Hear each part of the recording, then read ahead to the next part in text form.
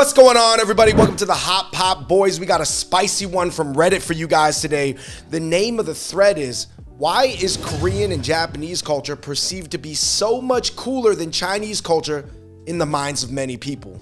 All right, David, what's the number one kind of like answer that can kind of sum up why Japan and Korea are considered cooler than China right now? Well, they are way tighter with the US and Western society that has dominated the world for the past like 300 years than China is, like way tighter. In fact, you could almost view in modern day 2022, China as oppositional to that.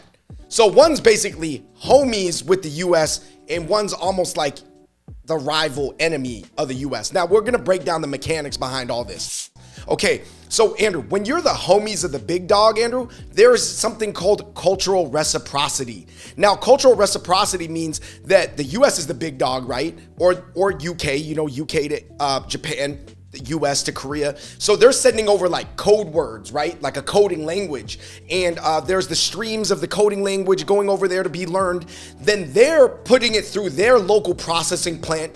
And if they learn it good enough, Andrew, Japan and Korea can then produce products using the Western coding language that even the West is impressed by.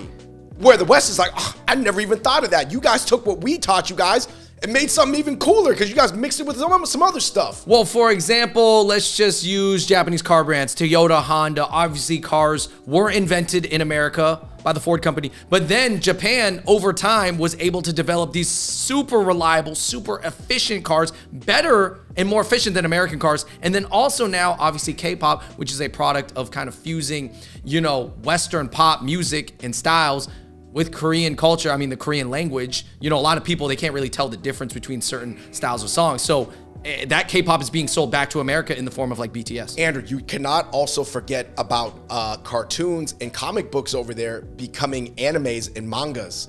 Right. And of course, you know, some AV. Also, I would say the Korean corn dogs, for example, such a blue collar American food. Something that literally not even every American eats, but just like, it's just carnival food. But now it's being sold back to America as a Korean corn dog because it's like upgraded. It's like the souped up, super hot dog. So let's move on to, Andrew, some of the more ancient reasons that were not discussed in the Reddit thread. I would say that even speaking on the ancient side, like the historical side, obviously there was a period starting back in the 1400s called the isolation period of China, where basically they closed themselves off to the rest of the world, being like, hey guys, we're pretty advanced. We're pretty good on our own. We don't need nobody else. We don't need to go off and explore it. And during that time, they actually fell behind in development because they were so just enclosed and they didn't see like other influences and how other countries were developing. And that is actually one of those like kind of stains in Chinese history when they look back and say like, oh, we could have made progress back then when everybody else was. Yeah, I think that China is a much, much older civilization. I do think Japan is also quite old, but obviously Korea not as old. But I would say that, you know, Japan and Korea, they almost have the mindset of like the kids. And you know how the kids always want to be up with the cool trends, but the mom, or I think you could even on a timeline historical level argue that China, Andrew, is the grandma of the like Confucianism or the East Asian cultures. You know what I mean?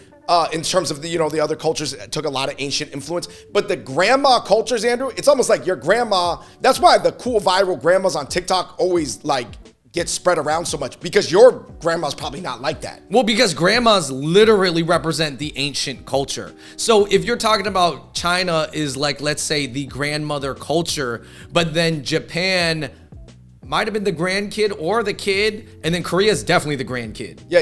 I would it's say almost like there feels like Korea is like that grandkid who joined like an American frat and is like super pumped up and just super cool right now. Yeah, the super buff Asian guy in the white frat. And then Japan's almost like the genius kid who kind of tested into MIT but could be a little twisted. Anyway, guys, that's a video for another time.